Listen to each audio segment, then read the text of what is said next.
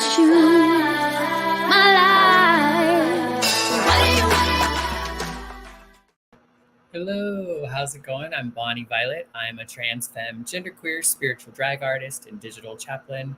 And in case you don't know where you are, you have found yourself at Drag and Spirituality with as part of my special Idaho Drag is Divine series with my guest, Amelia. For folks who've never been here before, you are either watching us live on YouTube or Facebook, or you're listening to us afterwards on a podcast. Either way, we would love to interact with you. So feel free to put comments wherever you're watching us, and we'll interact with you as we can. If it makes sense to us, if we're live, then we'll deal with it. Otherwise, we'll reach out to you after the fact. That's pretty much it. This is about a 45-minute episode, so sit tight. I'm going to go ahead and bring on our guest and just to get things going. Hello. Hello. How are you? I'm good. How are you? I'm good. Do you want to introduce yourself a little bit? Of course. Hello, everyone. I am Amelia Blayke, the glamour ghoul of the Magic Valley, located primarily in Twin Falls, Idaho. Hello, it's me. Hello. How is everybody? So glad that you could join us today. We do have a little comment. Let's see. Someone says, hi, y'all. Hello. I'm not, the privacy doesn't tell us who. It's just somebody on Facebook. A secret admirer. Right? Yes. So I usually like to get going. Tony's a regular. Tony says, I love this series. I watch every week. It's so amazing. Yes, Tony is a regular. So glad that you could join us, Tony. All right. And usually I just kind of go right in, super low key and ask about your childhood. So could you tell me a little bit about what you were taught, or maybe, what your parents or family told you about, say, spirituality or religion, or what your perception was growing up? Of course. So I grew up severely Mormon, but we also had this weird, metaphysical pseudoscience type of a style where the family was very matriarchal. And it was like, well, if you have a dream about the family, or somebody in one of our ancestors comes and sits at the edge of your bed and tells you something, and it happens 3 times, that's gonna happen. And then that with the general Mormon ideology of you got to be this way and this, that, this, and the other, and just produce a whole bunch of kids, or else you're not going to get into heaven. It was a very mixed bag of trauma. It was very confusing. Yeah, it sounds like quite a wild thing. Was it something you from the beginning didn't really jive with, or was there a time that you kind of enjoyed it? No. So I was labeled as problematic very early on because I'm the type that answers questions. I feel like in my generation of the class and everything, I was one of the few children that actually read the scriptures and read the Bible and then turned around and had questions, and they didn't really like that. In fact, I got kicked out of the primary school stuff a lot. The only thing I really jived with was singing in choir and helping and the kitchen and stuff like that. But then that was also weird because that's very stereotypical women's work, and I'm a man, so I'm supposed to be this, that, and the other. Right. So you kind of came right out of the gate kind of challenging all of that. Yes. Yeah, much to the chagrin of my parents and what are they called, religious leaders. Mm-hmm. Yes. And Julia says, lovely lady. Hello, Julia. So glad that you could join us as well. And so when did you first see drag, and what was your impression of drag? I've seen drag and gender play through Hollywood and through movies and stuff like that. Bugs Bunny, everything from Bugs Bunny to one of my favorite movies, Miss Doubtfire, and then MASH and all of that stuff. And so it was always kind of this idea in my head, if that makes sense. And then I first started seeing my first show and everything when I moved back to Oklahoma City, after I had graduated from high school and experienced that by helping, friends backstage and kind of getting to know the queens and everything. Um, and it just, the power and the way that they were able to like convey the emotions that they were feeling and that with their music and everything and their performance was just absolutely astounding to me, and I fell in love with the art form. Mm. Um, it, it quickly became a wildfire in my heart and kind of took over. Um, like it touched everything within me, from the way that I personally view gender and, with my struggling with my trans journey and everything else. Mhm. It also really impacted the way that I and my relationship with my body, and showed me, you can take control, like you can have that power and like make yourself into something that you actually want to be. And there are ways to do that, and there's an art form that can help you express that. Mhm. And drag quickly became the way that I processed my emotions and kind of like let loose in a way. Um, and And were you aware of your gender journey prior to drag, or how did drag relate to that, if at all? so it was one of those things where I always realized and felt that I was different from everyone else. I always like preferred flowier clothes, baggier clothes, and my parents just chalked that up to being a bigger person. Mm. But it was more about the fact that like I just liked the way the clothes felt. I liked playing with like the girls' things and all of that. I liked, when boys would be like, "Oh yeah, this girl," I was like, "She's really pretty," but it was more of like a, wanting to be her friend and thinking she was pretty, or kind of wanting to be her type of a situation. Um, and the way that drag played into that was kind of realizing, because that was in turn also my first relationship, conversation, and friendships with trans people, and realizing that I wasn't alone in the world. And realizing that, it is possible to, and it is not a normal thing, but it is something that happens, to have this huge disconnect between like my physical form and like my spiritual form and my energy.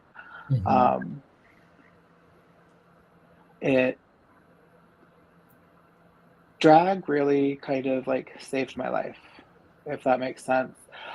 Without drag, I don't think I would definitely not be where I am today. Mhm. And throughout my life, like drag is the one thing that has kind of like grounded me and held me down. It sounds like it kind of introduced you to people who could kind of help you, almost it introduced you to yourself, so to speak, but be able to come into yourself through meeting these other folks, right? Through drag. Yes, definitely. Like going to a drag show was the first time I even realized that the LGBTQ community even existed. Mm. And that, it's okay for boys to like boys, and actually like it's a pretty, usual thing, and you're not just, a sinner going straight to hell about it. Mhm. Yeah, and just kind of in that element of the LGBTQ, many times we, and I think some people not might not realize this, but sometimes we may identify with multiple letters or maybe just one. And I was just curious, are there any other letters that you identify with within the LGBTQ umbrella? I typically refer to myself as queer. I definitely feel like I am under the trans umbrella. Um, but typically in the past, and especially in the past, I've referred to myself as a gay man, Mhm. just because, it's daddy's hardware. And like that has quickly morphed, has like I become more comfortable in my body, and, accepting that this is my existence. It's like I'm queer, I'm gender queer, I'm, a part of the queer community. And um, there are other people that not only like are in the same boat as me, but also look up to me, and that's a terrifying thought some of these days. But yeah, I would definitely say like the T, a little bit of the, well, I don't know. I like to say I'm attracted to dick. I'm not necessarily attracted to men. But that's a different conversation. Right, right, yeah. Yeah, it sounds like the queer kind of falls under the sexual orientation, the gender, kind of all of that. Yeah, Facebook user says drag allows you, or I discover yourself without to discover yourself without rules, I believe. that's And a bit of Julia a mouthful, but yes. Amen says, I know, I think sometimes between reading these things offline and I think people typing them offline, it's really easy to get them all jumbled up. Hmm. Yeah, definitely. There are no rules to drag in the art form, and that's one of the things that I really love and enjoy about it. In fact, me moving back to Idaho almost 7 years ago Mhm. really helped me realize that like all drag is valid and all drag is art. Because I come from a very stereotypical, he's fine, sorry, the dog, stereotypical pageantry situation. And like the drag is there is always very pretty, very pageantry, very much gown. So coming here, it kind of opened my eyes more to the different levels of drag and the different styles. Mhm. And I've definitely learned a lot more acceptance and enjoyment. And like it's really broadened my horizons drag wise. Great. We have a question. Aria, is it Aria? I think. Sorry that if I Yeah, spelled your name wrong. it's Araya. Araya, thank you. Hmm. Araya asks, "What was your favorite performance you've done?" Oh, good God. I have done so many performances. Before I moved here, I was used to performing Thursday, Friday, Saturday, Sunday, and every other Monday, doing multiple sets of shows, typically 3 shows a night. But I think I really remember and enjoy my, um, my most powerful performance was at Ursula's Battle Royale here in Twin Falls. I performed um, Evanescence, Bring Me to Life. Mhm. And it was the first time that I had ever really like pulled a stunt and I just let like charcoal toothpaste fall out of my mouth and like the crowd lost it. Mhm. And then uh like people were singing along with the song as I was performing and I just felt so incredibly powerful. But that's one of the things that I love about drag is like it allows me to feel powerful. It allows me to create a space that like not only can I celebrate my existence, but like also like the community can come together and celebrate with Yeah, me. agreed. And Julia agrees. Julia was there that night. Kayla says, Mother Ru always says we're all born naked and the rest is drag. So true, right? Did you notice how was it going from like Oklahoma City back to Twin Falls? Because it sounds like when you left, you weren't necessarily doing drag and all that, and so kind of coming back, how was that transition for you? Um, I mean, I actually like once I got done with the show, I started like on the road after I'd showered and everything to head back up here. It's a lot different in the fact that like we don't have the level of community that the like we don't have a large community. We don't have a large amount of venues in Twin Falls that are even willing to allow us to produce shows. So right now, like we've had the most amount of shows that I've ever seen in Twin, and it's beautiful and it's amazing.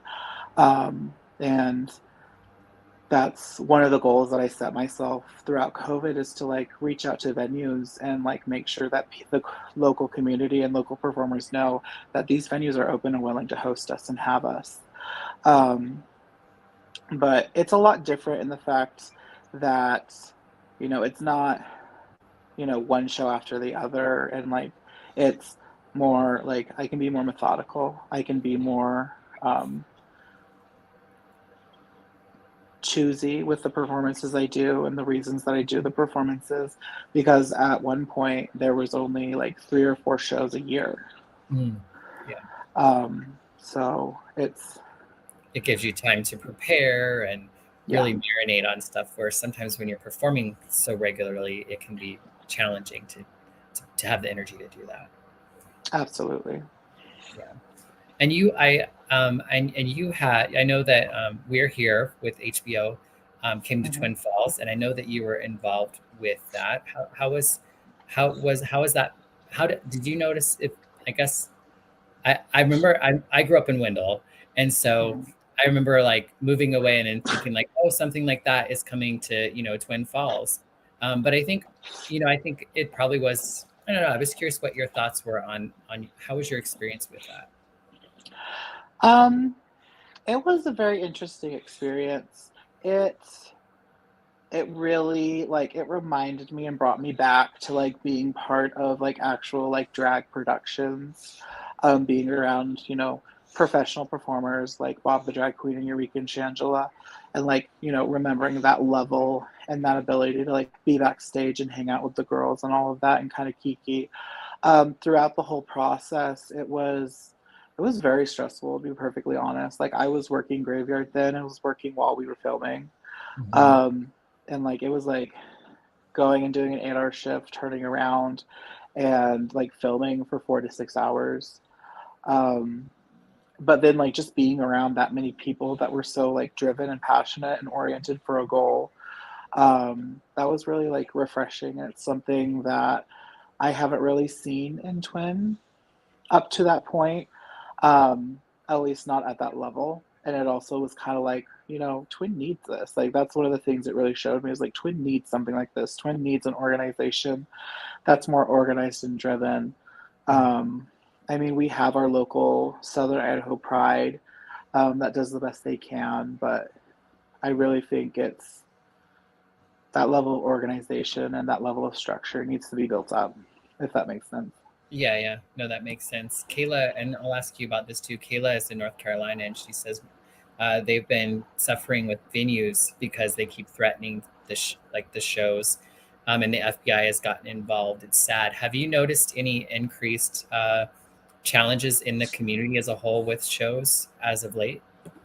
Oh, definitely. My last production, March 4th, All That Glitters at the Orpheum Theater. We got several DMs and messages through Facebook saying, I didn't know that this monstrosity happened in Twin Falls. I can't believe that they exist here, and all of this other stuff. And like the theater was like, we're a private venue. Like, if they make us money, we're going to take it.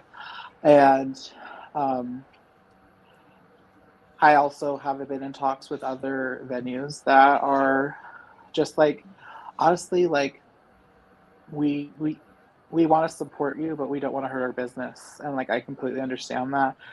One of our strongest supporters, Yellow Brick Cafe, right next to the Orpheum, who have done so many after show parties for me and everything, and haven't charged me to do them at all. The owner, Kathy, there is absolutely wonderful, but I had to sit down and have a conversation and be like, this is what the future looks like. Like, this is what, as a producer, I'm having to deal with. And like, look towards the future and see other things happening and other bills. Like, I just want you to be aware that this is like, and I just don't feel right if we don't at least have this conversation. Um, and we were able to like talk it through and like come up with general ideas for if we ever do have a drag ban bill in Idaho. But the future is very uncertain right now, and it's just ramping up is the problem. Like I hired extra security for All That Glitters. Mhm. I hire private citizens who are vets, from the army and everything, that volunteer their time and are supportive and allies. Um, and because we're supposed to have a queer liaison, an LGBTQ liaison with the police force, but he does not support the community. He comes up with every excuse. There has been a lot of, you know, tension between the queer community and police in general. Unfortunately, our community is so small that we have to have that support, that he comes up with every excuse to not show up, to not be there, say, oh, there's not enough time to get organized, everything else. So finally I was just tired of it. I'm like, no, I'm going to make sure that my community is safe at my events, so I'm going to make sure that I hire private citizens and private security. In fact, I'm also helping the local CSI, GSA get their queer prom organized, and that's something that I also offered, because the fact of the matter is like we're trying and we're going above his head to get a new liaison appointed, but until we get that taken care of, we don't have the support of the police office. or the police force, and that's terrifying. Yeah, that sounds really difficult. Truly says the preemptive hatred is strong here. Yes, it is. And I was curious then, were you going to say something? Oh no, I'm fine. Oh, okay. I thought I'd cut you off. No, I you're was fine. curious to check in about your spirituality, where you land with that, if at all, kind of what your take is on that. So my take is very, very strange, especially for people around here who believe in organized religion.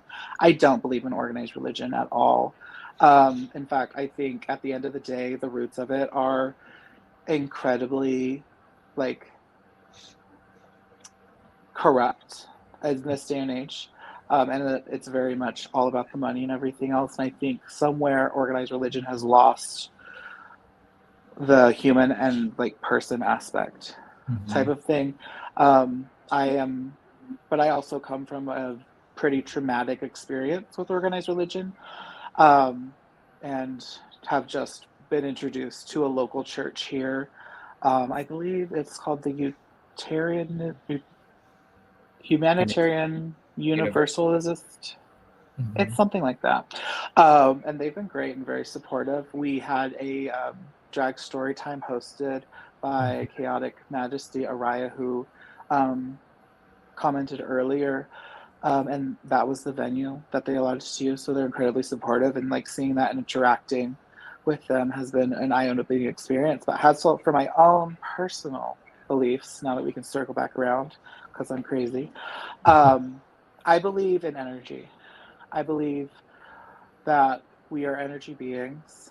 I believe that plants and stones and animals and all of that have a certain frequency that you can communicate with and attune to, um, and that you can heighten and lower your vibrations to match those frequencies. Mm-hmm. I believe that we as human beings have lost some level of our connection to the earth and to animals and everything because of technology, um, and because of, in a way, because of science. I think at one point we've gotten too far away from our roots, Mm-hmm. and I think we need to figure out a way to get back there because obviously, the earth is dying and we're more like parasites than ever before for the earth, and that's awful. But And how do that's you go? How do you go about that? If you don't mind me asking, like how do you practice, I guess, your beliefs or connect more, say, with the earth and that? Is there anything you do? So I do shadow work and other things. I am fascinated by religion and different religious beliefs, and the closest to what I attune with would be, I believe it's called Wicca these days. And I do use some ritualistic things just to get myself in the right headspace for meditations and things like that. And like for me, like it's weird to talk about this with someone who's not my family, but like stones and things like vibrate in my hands and they seem to talk to me and have like stories to tell, if that makes sense. Uh-huh.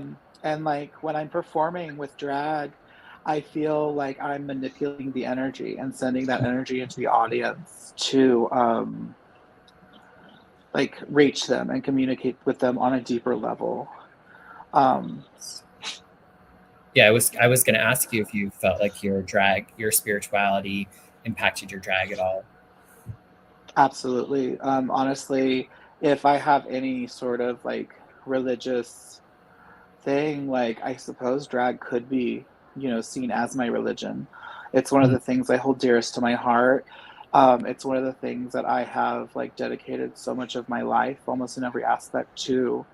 And it's one of the main ways and reasons that I choose to congregate with fellow people, is through drag and that Mm-hmm. sense of community. But yeah, at the end of the day, like, give me a cauldron and give me two sisters, and you might as well call me the Witch of Drag. Yeah, yeah. No, I totally understand that. Growing up in church and stuff and kind of getting used to like my idea of what a church is around building community and fellowship and showing up for one another and like, lifting each other up. And to me, drag is totally that, which is a big reason why I even initially started this series, was because I saw drag, regardless of someone's spiritual experience, as some sort of spiritual, like some spiritual shit was going on for me with my relationship with drag when I saw it, and eventually when I even got to do it myself. We do have a question from Kayla. Kayla asks, you talked about being Mormon. Recently, I've been seeing more gay Mormons. Do you think it's become more accepted, or just more people are speaking out and being themselves? So I have lots of connections and like old friends that are still Mormon, grew up Mormon, are still very well connected. I think Mormons are realizing that, like, as an organization, they're realizing a lot of their old structures and ritualistic things are going to be seen and are very problematic. So they're starting to remove those, and they're trying to stay current. They're one of the largest churches on the face of the planet, and they want to keep that going, obviously. So I think that's the only reason. But again, like I'm kind of hostile when it comes to organized religion and Mormons in general. But the only reason that I know that they would do that is to be more, or at least appear more inclusive, so that they can stay current. Mm-hmm. And so there's a lot going on with kind of the drag bills legislatively here in Idaho, and recently they just passed the HB 771, which is like the access to trans healthcare for youth. How has that impacted you at all, or how is it being trans in Twin Falls? I'm very lucky to have a medical team and a doctor that supports me completely and says that she will continue to prescribe the things that I and her other trans patients need until they're, busting down her door. In fact, I would not be here on the face of this planet without her. And I thank God for her every day. But so far, it hasn't affected me personally at all. I feel like this trans youth bill is just creating that platform and that structure, foundation is the word I was looking for, so that they can, build upon it and move forward with continued aggressions towards the trans community. And I really feel for any of our trans youth that will still currently reside. I actually know quite a few families that are looking into moving out of Idaho because of it, just so that their children can continue transitioning. And even some of them are just on what are they called? The like the puberty blockers, or puberty blockers. They're just on that, just to stall things out until things can, they can find themselves and figure out what they're actually going to do. Because transitioning is so much harder on your body if you've already gone through and have to do a regression of, that genetic puberty. I know. I'm sitting here like, I'm on so much T blocker. But if I think about it too much, I'll start to cry, and that's a mess nobody wants to see. But I'm terrified for my community, and as a community leader, and someone that considers myself an auntie or a mother figure to every community member that I interact with, I am terrified for our trans youth. And I feel like the trans community here in Idaho is kind of just looking and watching with bated breath to see what else they come up with. Queer Collective Productions, which is an organization I'm a part of, has been tabling at events and helping people fill out trans postcards, and like the Keep Dragon Idaho postcards to send to our representatives and our governor. And what I will say for Twin Falls is we have a lot of allies that are very passionate, but they don't know where to put that energy and how to fully support us. So that's one of the things that I and QCP try to do is we try to teach the allies and teach our community how to advocate for themselves and kind of get all of these different, because we have these organizations, we have ACLU, we have Add the Words, Mm-hmm. we have all these other wonderful organizations, but the problem is they're based 2 hours away in Boise. Yeah. So we organize productions, and we take donations and gather funds and resources so that we can actually fund people to go up to Boise to give their testimony in person if that's something they're able to do.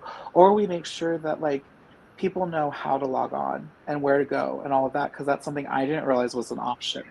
Mm-hmm. Um, Yeah. but you know, it's something that we definitely need to start learning, especially when like with me, like there's not a day in the last year that I haven't woke up and feel like every aspect of my being is being attacked by all of this religious bigotry that's being forced into the government through all these bills. Yeah.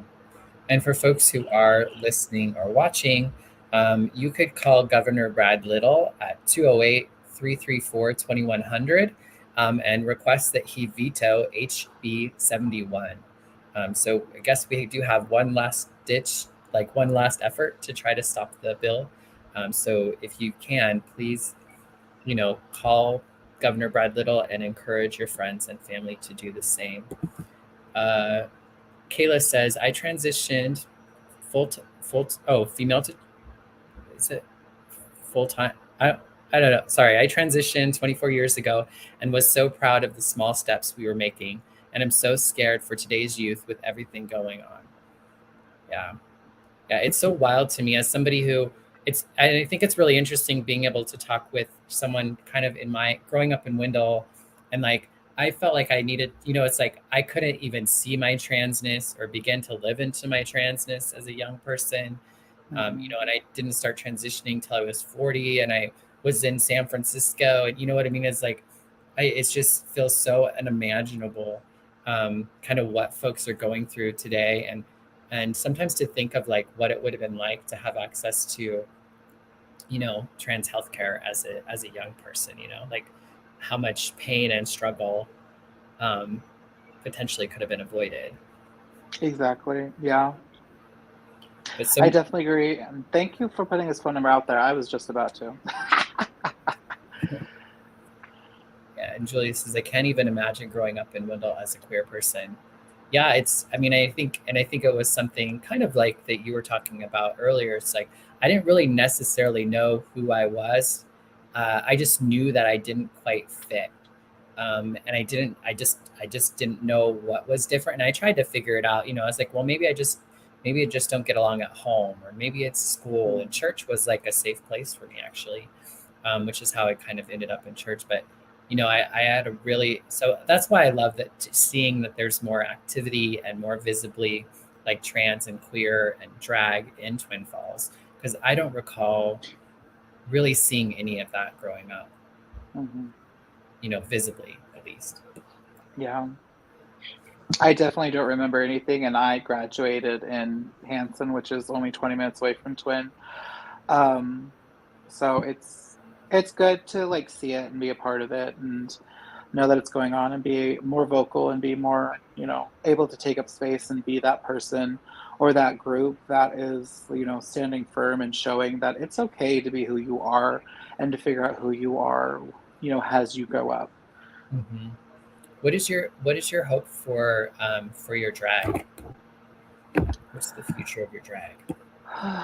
Honestly, one of my main goals right now as an individual is to just share my knowledge and prowess in production and putting together shows and charities benefits and all of that onto the next generation of queers. With my health journey right now, it's a very big reality that I will probably lose mobility and not be able to perform anymore. Mm. Um, pardon me. And so I'm really like trying to teach the other members of the collective of QCP, everything that I can so that that knowledge doesn't get lost when I eventually, fade into the background. Um, And right now I'm trying to bring Twin Falls up, at least drag wise, to an equal level, or a better level compared to the community in Boise and even Pocatello. Like, I keep on saying that my mantra is I'm going to pave the highways and interstates between Boise, Twin Falls, and Pocatello, and Rhinestones and Glitter. And that way, these 3 points in Idaho will shine so incredibly brightly that we'll reach every little nook and cranny in between. And then eventually, when I get that set up, I hope to be able to travel up to Moscow and reach the queer community up there. Um, but that's in 5 to 6 years, Yeah. hopefully. Yeah, there is a lot of drag all over Idaho. That's one thing that's been Mhm. great about this series is getting to connect with folks in Pocatello and Coeur d'Alene and Twin Falls. And so it's been really fantastic to kind of hear that. Yeah, I've loved watching it so far. Yeah, so far so good, huh? And Kayla says, not just for that, but also a lot of us, we had to educate our healthcare providers um, on unique needs for trans people. And I think that's a common experience for many of us, that, oftentimes we're expected to know more than what our providers are. And there's like a lot of Mhm. great people who are willing to maybe, take care of us and provide us the care, but they just haven't had the experience or Yeah. access to the education or information. Yeah, it was incredibly frustrating trying to figure out my health journey, and going through that process several times over. I actually went through 6 or 7 doctors before I finally found my doctor, and it Mhm. was just a repetition of trying to educate them about that, trying to educate them about I want to be healthy enough to do this, and then just being like, well, if you don't drop 300 pounds and XYZ and stop being a smoker and stop eating candy and stop doing all this stuff, then you're gonna die. And they just would not budge on that. And I was like, okay, well, goodbye. Auf Right. Wiedersehen. But you did finally find a good provider. Yes, I finally found a good provider who understands my needs, and who can help educate me on exactly what my needs are, but also put me in touch with the best, minds and providers or specialists in the Twin Falls and surrounding area. Mhm. My doctor is absolutely amazing. Right. And what would you say to a young person or any person really who's in the Magic Valley who is potentially, maybe curious about drag or wants to see drag or support drag? What would you say to them? Well, the first thing I would say is, join, if you have Facebook and social media, join the local Southern Idaho Pride Facebook group. And then you can see, I know I advertise there all the time. Um, and follow Queer Collective Productions on Instagram and Facebook, because we are working on and actually have one scheduled on April 30th at Yellow Brick Cafe, an all ages loteria that we're hoping to have, at least every other month, and Mhm. hope to move it towards every month, so that we have those spaces where young people can come and enjoy drag and see drag and have a good time with their families. Mhm. And what would you say to a person who is considering drag? Um, Good luck. Uh, Drag can get very expensive very quickly. So, think think outside of the box. Also, like, if you see someone who is like really inspires you as a performer, like, reach out to them privately. Like, don't be afraid to reach out. I know I get um newer performers and I call them little queerlings, like new trans beings and new, even just like cross dressers that reach out to me. I'm like, you're so pretty. Like, how do you do this? And da, da, da, da. I was like, okay. And like, before COVID, I had like a semi-annual Facebook group that, or not Facebook group, but little Zoom meeting that, we would sit down and just play in makeup and stuff and talk and chat. But don't be afraid to reach out and ask people Yeah. and try to find someone local. And if you can't, then, reach out and see if they message you back. The worst they can say is no, and no is not a hateful thing. Yeah, yeah. Yeah, I think that's the big thing is just do it. Try not to let anything really create barriers and ask for help. and tap into Exactly. your community, because there are people that are probably more than willing to would love to like show you how, or answer questions, or that sort of Yes, stuff. Yeah. And that's what we call drag family, exactly. Yeah, it's such a beautiful it's a beautiful part of the queer community, is the way that we're able to kind of create our chosen family. And drag has a very, I think, special place in that sort of queer family making as well. Yes, I agree. Great. We have just a couple minutes left, and I just wanted to give you an opportunity to bring up something maybe that we haven't been able to speak to yet, or for you to speak more on something that we've already spoken on. And for folks who are watching, feel free to ask a question now. We have about 3 minutes left of the show. Um, the only thing I can really think to say right now is a lot of times, especially in Twin Falls, these shows and productions that you're attending are a space for the LGBT community and the queer community to come together and like take a moment to just relax and breathe and like be around, their fellow queer community, and then also celebrate with their entertainers and their people. At least I know that my production specifically, like that's the main reason I have them, is like I want to see my friends and the people I love perform, and then also, the caveat is the community shows up and they also celebrate with me while I'm on the sidelines just losing my mind. Mhm. But like if you're a conservative or a Republican, or you're on the fence, um just know that like you're probably going to be uncomfortable. You're probably not going to understand the jokes. You're probably going to like have issue with some of the things you're going to see and experience.